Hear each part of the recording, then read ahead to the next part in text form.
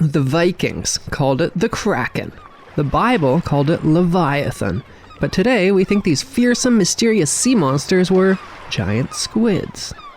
By the 1870s, the very existence of sea monsters was completely dismissed by scientists.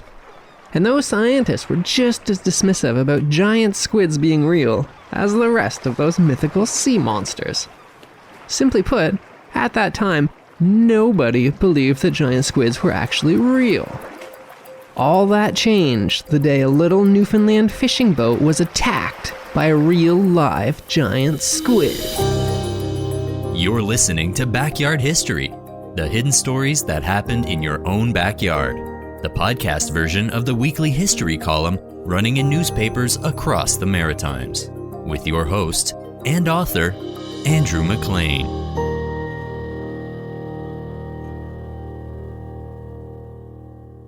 It was October 25th, 1873, near Bell Island in Conception Bay, Newfoundland. Fishermen Theophilus Picot and David Squire, who were accompanied by Picot's 12-year-old son Tom, spotted a large, dark spot under the water near the surface by their tiny little boat. Reverend Moses Harvey, who was later credited with bringing the giant squid to the world's attention, described what happened next. Supposing it to be a portion of a wreck, they rowed towards it, and one of them struck at it with his boat hook. Instantly, the seemingly dead mass became animated. It reared above the waves, presenting a most ferocious aspect, and displaying to the horrified fishermen a pair of great eyes, gleaming with rage, and a horny beak with which it struck the gunwale of the boat. The next instant, a long, thin, corpse-like arm shot out from the head, with the speed of an arrow, and coiled itself around the boat. It was immediately followed by a second arm, much stouter but shorter, and both, in some mysterious way, glued themselves to the boat, which presently began to sink. The terrible monster then disappeared beneath the surface, dragging the men in the boat with it. The terror-stricken fishermen were completely paralyzed and thought their hour had come. The water was pouring into the boat as it sank lower and lower. Quick as lightning, however, the boy Pico, he seized a small tomahawk that fortunately lay at the bottom of the boat, and the brave little fellow dashed forward with 2 or 3 quick blows cut off both arms that lay over the edge of the boat, and the huge slimy mass seemed to slide off and disappeared. The story would soon capture imaginations all over the entire world, which would soon turn their astonished attention towards Newfoundland. Because, by then, sea monsters like the giant squid were thought to be nothing but old legends and myths. From the moment that humans first built boats, they worried about what lurked in the dark, deep, cold, and mysterious waters beneath their fragile little ships. The Odyssey is one of the very first pieces of Western literature ever, or at least that still survives today. It was composed as an epic poem some 2,700 years ago by Homer, a blind bard from Ionia in modern-day Turkey. The Odyssey features a sea monster named Scylla, who lives in a cave in the waters off of Italy, and 8 sailors. She's a grisly monster, I assure you. She has 12 legs, all writhing, dangling down, and 6 long swaying necks, a hideous head on each head barbed with a triple row of fangs, thick set, packed tight, armed to the hilt with black death. Scylla's no mortal, she's an immortal devastation. Terrible, savage, wild, no fighting her, no defense. Just flee the creature, that's the only way. Through the ages, we have had lots of tales of sea monsters all through time and across every single culture. Europeans definitely didn't have a monopoly on sea monster stories. The first sea monster story in Newfoundland was probably what Mi'kmaq called Chipitchquam. They were described as huge, scaly, dragon-like serpents with long teeth and a single big horn on their heads. Newfoundland seemed to be a popular spot for sea monsters. In the very earliest days of Europeans exploring the island, reports of strange creatures around the island surfaced. In 1583, General Sir Humphrey Gilbert was leading the first ever European colonization effort towards Newfoundland. The expedition's chronicler, Edward Hayes, wrote about what they saw. There passed along between us, sliding upon the water with his whole body, confidently showing himself above water without hiding. He passed along, turning his head to and fro, yawing and gaping wide, with ugly demonstration of long teeth and glaring eyes. What opinion others had thereof, and chiefly the general himself, I forbear to deliver, but he took it for a bad omen. 300 years later, though, everyone thought that sea monsters weren't real. The mid-1800s were the Victorian era, an exciting and heady time of scientific progress. Continents from sea to sea were being linked by steel railway lines. The world was being connected by undersea telegraph lines that allowed texts to be sent instantaneously all around the world. And by then, pretty much the whole world had been explored and mapped. There was no place in the modern Victoria era for old sailor stories about sea monsters. For the scientific and rational people of that time, old myths like sea monsters were a thing of the past. It was agreed on by the scientific community that all sea monsters, including so-called giant squid, were not real. But then, in 1861, aboard a French warship called the Electon that was sailing near the Canary Islands in the Atlantic, a soldier called out that there was a giant sea monster underneath their ship. The ship's captain, Bouget, instantly decided to attack it. He ordered his sailors to fire harpoons at the monster and try to haul this beast onto their ship. This giant squid managed to escape, but before it did, the French did hack off a bit of a tentacle, bringing it back to Europe to study. And by a bit, I mean a bit relative to a giant squid. This piece of tentacle was actually weighed 14 kilograms, which is a little over 30 pounds. Author Jules Verne definitely read reports of this incident, and it would form the basis of his famous book called 20,000 Leagues Under the Sea. In that novel, which of course is completely a work of fiction, the characters in it do discuss that real event. The most astonishing event, which proves that these gigantic animals undeniably exist, took place a few years ago. In 1861, the crew of the gunboat Alecto spotted a monstrous squid swimming in their waters. Commander Bouguet approached the animal and attacked it with blows from harpoons and blasts from rifles, but without much success because bullets and harpoons crossed its soft flesh as if it were semi-liquid jelly.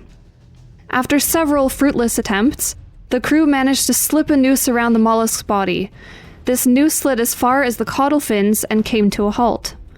Then they tried to haul the monster on board, but its weight was so considerable that when they tugged on the rope, the animal parted company with its tail, and deprived of this adornment, it disappeared beneath the waters. "What an awful animal!" he exclaimed. Despite the Electon bringing back a piece of this giant sea creature, by the time they got to Europe, this tentacle was badly decomposed. While Jules Verne believed the story and wrote a book based on it, most people thought that it was all made up, and they paid very little attention to the story of a giant squid. But I mean, can you blame them, really? I mean, let's be honest here. That 1873 story of a giant squid attacking a fishing boat in Newfoundland, which began the episode, also kind of sounds made up. If we're honest, the whole thing sounds a bit ridiculous. But here's the thing. That 12-year-old boy, Tom Pico, came back to shore with a real hard evidence of the attack. He had those 2 tentacles with him that he had hacked off of the giant squid that had attacked his dad's fishing boat. This evidence, however, was quickly disappearing. When he got to shore, Tom Pico fed the smaller tentacle to his dog. Reverend Moses Harvey wrote that he was later devastated when he heard about that. Oh, how it made my heart ache to think of the loss to science inflicted by ravenous dogs. I called to mind the mischief wrought by Sir Isaac Newton's dog Diamond, but it seemed nothing to this. He was comparing young Tom Pico, feeding the tentacle to his dog with how Diamond the dog knocked over a candle and set fire to 20 years worth of Sir Isaac Newton's notes, working on his theory of gravity. However, the 12-year-old boy still had some evidence. He kept the other tentacle, which was 19 feet long, which he had acquired after his boat was attacked by a giant squid. But what on earth is a 12-year-old boy going to do with a 19-foot-long tentacle from a giant squid? He had an idea that it might be converted into a rope for mooring his boat. Tom Pico consulted the local village priest, asking him what he should do with this 19-foot-long tentacle. The small-town priest had no idea what to make of this whole bizarre incident, but he thought he knew of someone who might have a better idea. Clergyman of the village recommended him to bring to me as I was, in his words, crazy after all kinds of strange beasts and fishes. Another religious leader in Newfoundland, this one based in the capital of St. John's, was Reverend Moses Harvey. He was particularly well known for his inspirational sermons, and people came from far and wide to see him speak every Sunday. But he wasn't just a reverend, though. Back then, lots of scientists took jobs as priests, ministers, and reverends. The job paid decently well, it was a very respectable job, and it left them with a lot of free time to pursue their passion for science. Reverend Moses Harvey, who was originally from Ireland, was definitely highly educated and an extremely prolific writer, publishing an estimated 900 papers during his life. He had a degree from the Royal Academy of Science in Belfast and another from Montreal's famous McGill University, the most prestigious school in all of Canada. And so off went 12-year-old Tom Pico, carrying with him a coiled up 19-foot-long tentacle that he had cut off of a giant squid who had attacked him.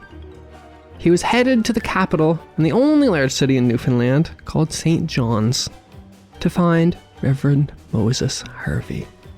The next day, Tom presented himself at my door in St. John's, asking, "Would you like to buy the horn of a big squid?" He told me the whole story in a few brief words, merely remarking in a casual way, "I think I had done for the big squid." How eagerly I closed the bargain might be imagined. Tom went away a happy boy with the reward I gave him. He was not happier than myself, however, for now I was the possessor of one of the rarest curiosities in the animal kingdom. The veritable arm of the hitherto mythical devilfish, about whose existence naturalists had been disputing for centuries. I knew that I held in my hand the key to great mystery, and that a new chapter would soon be added to natural history. After a quick examination of the tentacle, Reverend Moses Harvey made his way to Conception Bay, the site of the giant squid attack. He was, believe it or not, going there to check if Tom's dog had finished eating the other tentacle. I assume he's never seen a dog eat before. When he got there, he was disappointed to find that the dog did in fact eat the whole second squid tentacle. How I mourned the irreparable loss. While he was there, he ran into Tom's dad, Theophilus Pico, along with David Squire. These were the two fishermen who were in the boat when the giant squid attacked. I found the two fishermen but partially recovered from the terror of the scene through which they had passed. They still shuddered as they spoke of it. What most impressed them was the parrot-like beak that suddenly leaped from the middle of his head as if eager to rend them, and the large green eyes gleaming with indescribable fury. Reverend Moses Harvey stuck around Conception Bay for several days. He noticed. For several days, men were afraid to go out in their boats, dreading to encounter another sea demon, or perhaps apprehensive that the same monster might be waiting around to avenge his lost arms, which he had unceremoniously been derived of by young Tom's rough surgery. The fishermen have a tradition among them about big squids being seen, but the oldest inhabitant had never seen or heard of such a monster in Conception Bay. He was waiting around Conception Bay in the hope that the rest of the squid might wash up on the beach. When Tom said, "I think I had done for the big squid," he meant that he thought that he'd mortally wounded the squid. The Reverend was waiting around hoping that it would die from its wounds and then it would wash up on the shore, and then he would be the first scientist to ever see an intact giant squid. While he waited, Reverend Moses Harvey studied that 19-foot-long tentacle that had by now been carried back and forth over a fair amount of Newfoundland. A lengthened study afterwards of these giant calamaris convinced me that this must have been one of the largest specimens. That in fact, the body must have been from 15 feet to 20 feet in length, and the tentacles each 35 to 40 foot. This would give 70 to 80 feet between their tips when extended with a head 4 feet across. The weight of the whole mass could not have been less than 1,000 to 1,200 pounds. Fact beats fiction any day. The fabulous kraken of the old naturalists has been thrown into the shade by Megaloteuthis harveyi. And yes, if you didn't just catch that there, Moses Harvey did, in fact, name the giant squid's scientific name after himself. As for the kraken he mentioned, that was a Viking reference. The first European visitors to Newfoundland were actually Vikings, who had arrived in North America some 500 years before Christopher Columbus ever did. The Vikings told stories about a sea monster called a kraken.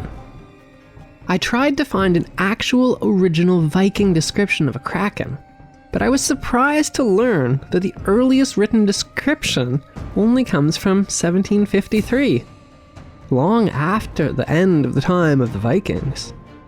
This was recorded by a Norwegian bishop named Pontoppidan, who was traveling to remote fishing villages recording old tales and legends and folklore.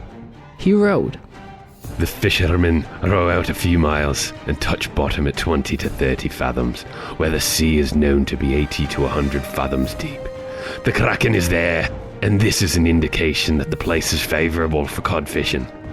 If the kraken begins to rise, the fishermen must row away, or they will perish in the waves. The kraken may thus rise to the surface like an island with fins and other projections rising as high as a ship's mast. After a few moments, it sinks to the bottom again." After a few days, Reverend Moses Harvey went back home to St. John's, disappointed that the rest of the wounded squid did not ever wash ashore. And what became of it can never be known. Most likely, it retired into the depths of the ocean to die alone. Otherwise would have been attacked and devoured by its fellows. Sympathy among devilfish could hardly be looked for. Reverend Moses Harvey's disappointment, however, was short-lived. Now imagine my delight when, one day in November, some 3 weeks after, I received the welcome news that a big squid had been captured by some fishermen at Logie Bay, some 3 miles from St. John's. Despite them being rare and barely seen for centuries upon centuries, for millennia upon millennia, now a second giant squid had appeared around Newfoundland in only a matter of weeks. Reverend Moses Harvey immediately made his way to the scene, presumably in an effort to stop locals from feeding the squid to a dog. As it turns out, though, it was a good thing that he had, because he arrived just in the nick of time. Hurrying with all haste to the place, I was barely in time to save the uncanny monster from being cut up and mixed with bog and earth for manure. The men gave me a graphic account of the capture. 4 of them were engaged in a boat hauling in a large herring net. They found it unusually heavy as they drew it towards the boat and concluded they had a specially fine haul of herring. As the mass came nearer the surface, however, they were startled at its violent, convulsive movements, which threatened to burst the net or carry it away. When the contents of the net came into view, they were horrified to see a pair of large, cruel eyes glaring at them, and a confused mass of ghastly white arms wiggling in the meshes of the net and struggling to get free. The men were now thoroughly alarmed, thought of letting the net go altogether, but finally they decided on killing the struggling monster. One of them drew his fish-cutting knife and severed the head. Just like he'd done with Tom Pico, he offered to buy the giant dead squid from the fishermen, much to their surprise. And I speedily completed a bargain with the fishermen, whom I astonished by offering them $10 to deliver the beast to my house. They evidently thought me cracked for paying away so much money for a nasty brute which nearly cost them their lives. To allay their curiosity and make them a bit more careful, I hinted that I wanted it as a present for the Queen. I'm not sure that convinced the fisherman that he was perfectly sane and stable. As for the giant squid, to my great satisfaction, I found it was perfect, with the exception that in the struggle its head has been severed from its body and its eyes been destroyed. I knew what I had in my possession was something all the museums in the world did not contain, a perfect specimen of a giant squid. My happiness was complete. Now that he had a giant squid specimen, Reverend Moses Harvey set about studying it and then planning how he would inform the rest of the world about his discovery. Despite how these rather enthusiastic, and some may say slightly unhinged sounding quotes made him sound, Reverend Moses Harvey was actually a serious, well-respected, and actually quite famous scientist whose work was known all over North America and in Europe. Most of what he published was in dry and excruciatingly boring scientific publications, and they go into detail about the anatomy of the squid. All of the quotes you've heard from Reverend Moses Harvey in this episode come not from those scientific journals, though, but from a lengthy retrospective he wrote 25 years after the events for The Wide World magazine, whose target audience was definitely not scientists, but rather adventure-seeking young boys. He definitely didn't write in the same really outgoing style when his audience was prominent scientists. But Reverend Moses Harvey had a big problem. He had to tell all the great scientists that he had in his possession a dead sea monster, and he had to somehow do this without sounding crazy and being ridiculed by his scientific peers. And much in the same way as Louis de Rougemont was ridiculed and labeled a Munchausen by his critics in the newspapers and elsewhere for describing an octopus not even half the size as this. Louis de Rougemont from Switzerland had claimed that his lifeboat had been attacked by a giant octopus after his ship was wrecked in a storm near Australia. His story was roundly mocked by the press. And if you think that we are vicious on social media today in mocking people, just wait till you hear what the Victorians did to humiliate poor Louis de Rougemont. He was invited to give a talk about his experiences being shipwrecked and having his lifeboat attacked by a sea creature in front of a packed, sold-out audience in a big theater. When he took to the stage, the organizers unfurled a banner above him which read, "The greatest liar on earth." And then the audience booed him off the stage. Reverend Moses Harvey was worried that the same thing would happen to him if he started talking about giant squids. But he had an idea on how to offer proof. The photograph, like George Washington, could not tell a lie. Had I published the story without the attesting photograph, I have little doubt that I should have been pronounced a Munchausen. Now, this is the second time that he has mentioned worrying about being called a Munchausen.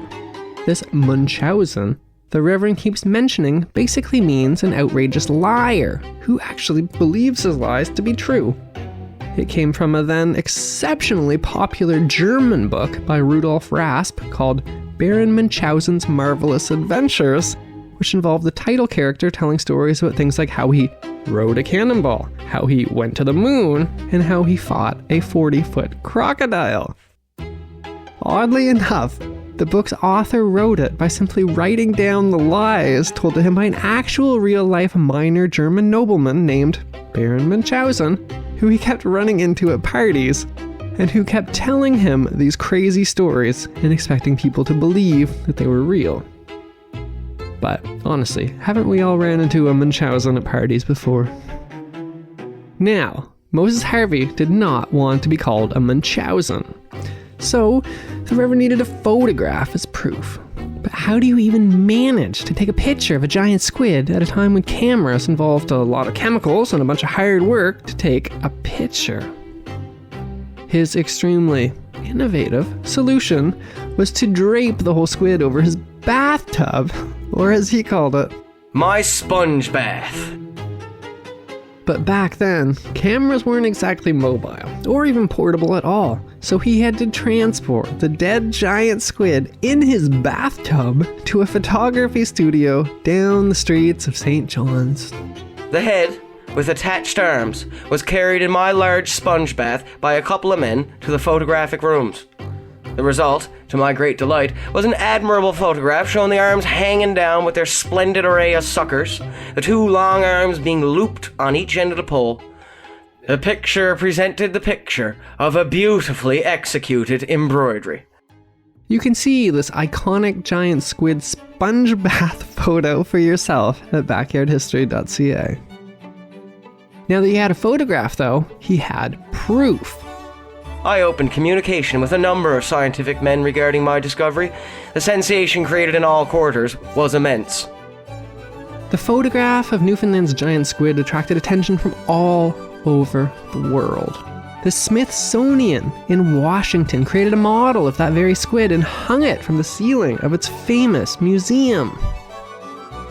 Top scientists from all over the most prestigious universities in the continent argued over who should get to study it. Much to his astonishment, museums and aquariums from all over the world, as well as the famous circus showman P.T. Barnum, sent Reverend Moses Harvey orders to buy giant squids of their own. They said spare no expense. They must have thought they were as plentiful as codfish. Reverend Moses Harvey sent his giant squid to Yale University because it was then home to the most prestigious marine biology scientists in the world. Soon after, a third dead squid washed up on the shores of Newfoundland, and the New York Aquarium bought it for hundreds upon hundreds of dollars. But for Moses Harvey, though, he was happy that his giant squid was accepted by scientists, and that they finally believed that it was real. 25 years after proving to the whole world that giant squids were real, Reverend Moses Harvey wrote, From being a mythical personage, the creation of an excited imagination, fit only to be the subject for a romance of the sea, my giant now has got a scientific name and an honored place in the pages of natural history, and is now highly respected. Reverend Moses Harvey, voiced by Jordan Batstone. Tom Pico, voiced by Jack Green. Edward Hayes, voiced by Josh Green. Reading the quote from 20,000 Leagues Under the Sea was Monica Smart. Pontoppidan, voiced by Kaylin Fraser. That was Backyard History with your host, Andrew McLean. Thanks for listening, and stay tuned for another hidden story that happened in your own backyard.